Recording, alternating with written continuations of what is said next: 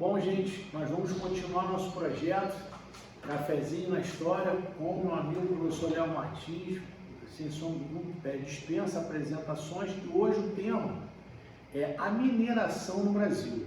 Perfeito? Logicamente que trará uma outra movimentação da sociedade, um diálogo totalmente diferente, correto? Verdade, Marcão. Nós sabemos que o século XVIII, momento da extração aurífera, esse momento vai proporcionar à sociedade brasileira uma série de mudanças. A sociedade colonial brasileira não será mais a mesma. Algumas diferenças com relação à sociedade do açúcar precisam ser enfatizadas para a prova de vocês, hein? É muito importante saber diferenciar a sociedade colonial do açúcar da sociedade colonial da mineração. No século XVIII, ciclo do ouro, uma sociedade mais dinâmica, uma relativa ascensão social, uma relativa distribuição de renda. Nós vamos ver durante o século XVIII um aumento populacional em torno das minas de ouro, o surgimento de vários profissionais liberais, barbeiros, sapateiros, alfaiates, comerciantes. Vendedores de doce, né? Até padeiros, enfim, que negros ocupavam cargos sociais interessantes. Sim. A escravidão, muitas das vezes, ela será poupada, digamos, entre aspas, por quê? O exemplo de Chico Rei, comprou a liberdade dele trabalhando. Sim, muitos escravos vão trabalhar num sistema de semi-liberdade, vão conseguir juntar uma grana, comprar sua alforria. E outra coisa muito interessante, regiões interligadas. Perfeito. Não é verdade? E um detalhe, Léo, mais importante ainda, é a questão cultural, o que anteriormente, né, quase não se dialogava, hoje você já tem um exemplo. Isso até, gente, na literatura é importante para vocês. Não é o barroco mineiro, tá? O barroco é nas artes. Na literatura é o arcadismo mineiro. E o Basílio da Gama, Alvarenga Peixoto, Cláudio Manuel da Costa, perfeito? Tomás Antônio Gonzaga é uma outra disponibilidade. O barroco mineiro é o barroco das artes. E quem se destaca, logicamente, um afrodescendente, vários afrodescendentes, é o mestre Aleijadinho, Antônio Francisco Lisboa, junto a ele, Manuel da Costa Ataíde. Então isso, vocês têm que ter, né, esse diálogo que é muito importante para a gente. O barroco nas artes e na literatura, o arcadismo mineiro. Perfeito, Léo? Acho que isso é uma coisa. Perfeito. E as questões de concursos militares, elas perguntam muito, elas trabalham muito essa questão, Marcão, da diferença entre a sociedade do açúcar e a sociedade do ouro. É um processo de urbanização que vai começar a ocorrer em torno das minas de ouro, enquanto que na sociedade açucareira dos séculos XVI e XVII predominou o ruralismo, tá ok? Então são diferenças que vocês precisam especificar, estar cientes durante a prova de vocês. E Marcão, é muito importante dizer também que o grande achado foi promovido pelos bandeirantes de São Paulo. A prospecção, né? Bandeira de prospecção.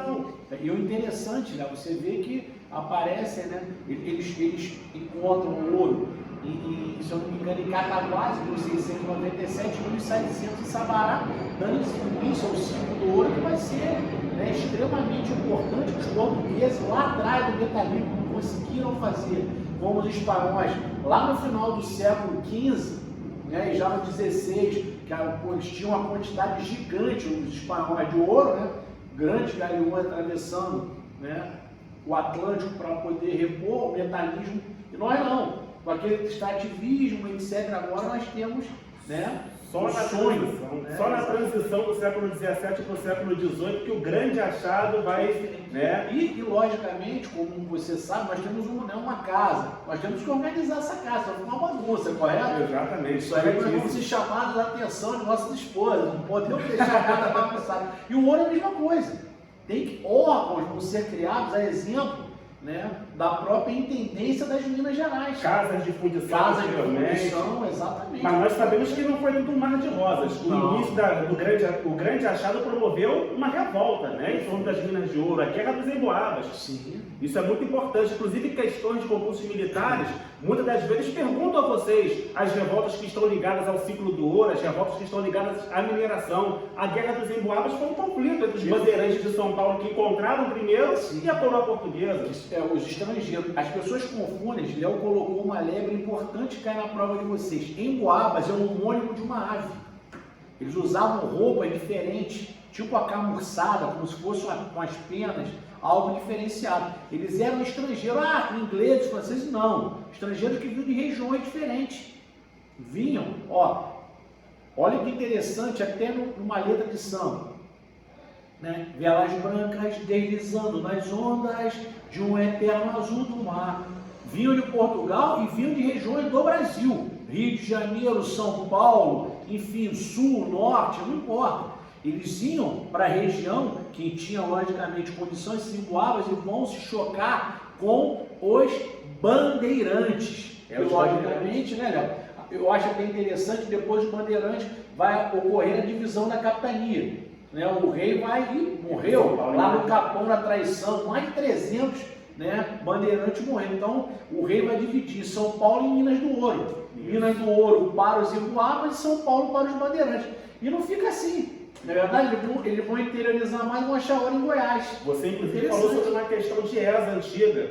A questão perguntava sobre uma das consequências da Guerra dos Emboabas, a separação entre as capitanias de Minas e São Paulo. E é importante... Olha o bizu, gente. Isso é bizu. E é importante frisar também que uma das situações que deixaram os bandeirantes de São Paulo muito insatisfeitos foi o fato da coroa portuguesa determinar que a extração do ouro seria livre. Sim. Desde que se pagasse o quinto. Os bandeirantes de São Paulo queriam um monopólio na extração, porque encontraram o primeiro. Então, essa questão da extração de ouro ser livre na região das Minas fez com que os bandeirantes de São Paulo tentassem barrar aqueles que tardiamente vinham extrair o ouro na região. Tá, ok? Daí surge a Guerra dos Emboabas. Sim. E é importante também frisar uma das causas da Guerra dos Emboabas. Um bandeirante, um comerciante conhecido como Nunes Viana, sim, que naquele momento promovia contrabando de ouro entre Minas e a Bahia. E naquele momento só era permitido o comércio de gado entre Minas e Bahia. Perfeito. Aí Borba Gato, então guarda-nova das Minas, chegou para Nunes Viana, não pode ficar contrabandeando ouro daqui de Minas para Bahia não, meu irmão, se liga na situação. Nunes Viana não acatou e foi expulso da região das Minas por Borba Gato. Aí, Manuel Borba Gato. Essa foi uma das causas também imediatas da Guerra dos Emboabas. Não pode esquecer que uma das causas da Guerra dos Emboabas foi o fato de os bandeirantes de São Paulo não aceitarem que estrangeiros viessem tardiamente explorar o ouro. Perfeito, eles já estariam lá. Agora, eu ia pedir ao Léo, como ele já falou no imposto do quinto, que a quinta parte é destinada à coroa portuguesa, à realeza, os outros impostos. Perfeito? A captação, né? Eu gostaria que você falasse. A captação, que era uma espécie de imposto por cabeça. Pagava-se por cada escravo que alguém possuía, né? Se você possuía 2 escravos, pagava a captação por 2 escravos, e assim vai. Tínhamos 100 escravos por 100 pessoas. Isso aí, como se fosse o IPVA, né? Exatamente. O professor Martão, que tem 10 escravos, paga 10 IPVAs. Deus abençoe, o senhor falar, um dia estarei lá, um dia chegaremos. A educação vai vencer no Brasil, gente. E temos também a derrama, o imposto mais violento do século XVIII, criado pelo Marquês de Pombal. 100 arrobas anuais. 1.500 quilos de ouro. Exatamente, uma tonelada e meia. E além de ter um imposto tramitário, que era finta, lembra dele? Que era 30 arrobas anuais, né? Aí depois Pombal veio, porque Pombal, na verdade, o Marquês de Pombal, ele precisava resgatar a qualidade de Portugal devido ao terremoto de 1755. Já foi questão de ESA. Interessante, tá vendo? Foi questão de ESA. Olha os bizus aí, de Marcão e de Léo para vocês. Né? O terremoto de Pombal vai agir de uma forma. Ele era primeiro-ministro Dom José. Até, Léo, seria importante nós falarmos um pouquinho sobre os feitos do Marquês de Pombal. Ele cria o Erário Régio, né, em 1761, expulsa os jesuítas do Brasil colonial, cria a derrama, como você colocou muito bem, perfeito, vai acabar com o sistema de capitanias hereditárias. Política centralizadora. Inclusive, ele vai reunificar o Brasil. Em que sentido? Acabando com a separação entre o Estado do Brasil e o Estado do Maranhão. Pombal tinha essa visão centralizadora também. Acabando com as capitanias hereditárias, tentando combater o poder local, e ele vai reunificar o Estado do Maranhão ao Estado brasileiro. Vai ter a junção. Como nós sabemos, na União Ibérica, né, os espanhóis separaram o Estado do Brasil e o Estado do Maranhão. Mas agora, nas reformas do Marquês de Pombal, vai haver essa reunificação. Não esquecendo que é justamente o Marquês de Pombal que no ano de 1763 promove a transferência, né, da capital de Salvador para o Rio de Janeiro. Lembrando que foi Tomé de Souza, primeiro governador-geral do Brasil, que edificou Salvador, a primeira capital. E agora, dentro das reformas do Marquês de Pombal, vai haver a transferência da capital de Salvador para o Rio de Janeiro. E companhias de comércio também. Perfeito. Pombal fomentava a agricultura, tentava fazer com que a agricultura gerasse mais receita para Portugal. A menina dos olhos dele era o Maranhão, né? Era o Sim, Pará. Era o Pará e Maranhão, é isso aí. Era. Companhia de comércio de Pernambuco e Paraíba. Perfeito. O objetivo era fomentar a agricultura. E Droga do Sertão, então, ele era apaixonado. Só que, infelizmente, né, Dona Maria não pensava assim. Quando Dom Manuel, né, perdão, Dom José, ele morre, José I morre, o que Dona Maria faz? Ela faz o que nós chamamos também questão do ESA, a viradeira. Viradeira demitindo Pombal e outros ministros que ela não gostava. Ela colocou, Dona Maria louca, vai embora. E o Marqueiro Pombal foi demitido, mas já estava milionário. Existem livros, né, que comentam sobre isso, né? Se eu não me engano, tem uma biografia boa do Otto Flake, fala sobre o Marqueiro Pombal nesse sentido. Fantástico o trabalho. Toma cuidado, porque em Portugal ela é Dona Maria a Piedosa. A Piedosa. É igual Dom Pedro, né? Dom Pedro I aqui, Dom Pedro IV lá. É exatamente isso. Bom, galera, então vocês tiveram a oportunidade de visualizar um pouco da sociedade do ouro, a sociedade do século XVIII, essa sociedade colonial mais dinâmica. Porém, o século XVIII é também o momento da crise do sistema colonial. Sim, nós vamos ver que o século XVIII, tudo bem, tem por característica essa nova dinâmica, uma sociedade mais dinâmica, relativa à distribuição de renda, aquecimento econômico interno, né? A sociedade colonial brasileira apresenta um aquecimento econômico interno, mas também nesse momento vamos visualizar o início da crise do sistema colonial. Como assim crise? Fatores externos vão começar a contribuir para que as pessoas aqui na colônia comecem a reclamar. Século XVIII é o século das luzes, de iluminismo. As ideias iluministas entram no Brasil.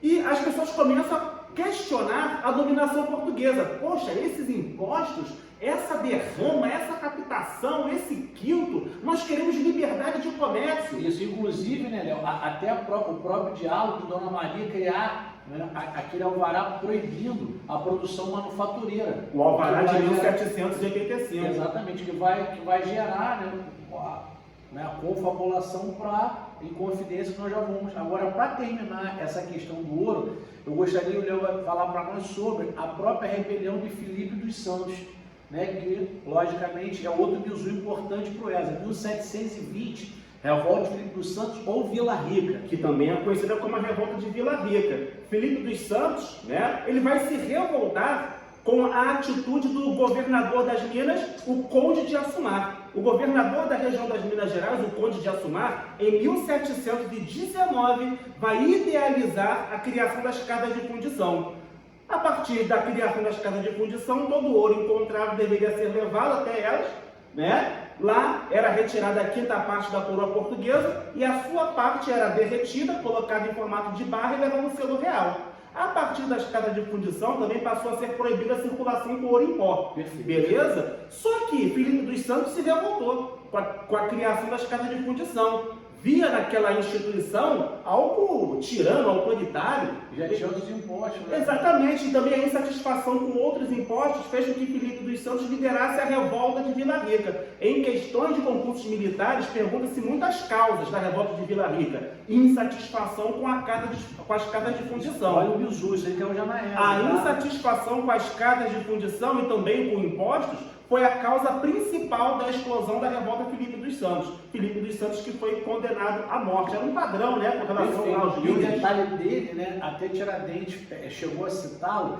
que ele foi enforcado, arrastado pelas ruas de Vila Rica, e depois esquartejaram suas partes, seriam colocadas, expostas, para enfraquecer qualquer rebelião contra o ditame da coroa. E o Conde de Assumar conseguiu colocar em prática as casas de fundição apenas 5 anos depois, em 1725. Galera, então vamos lá, continuaremos, né, o cafezinho, agora falando sobre, né, as rebeliões nativistas. Até daqui a pouco. Até daqui a pouco.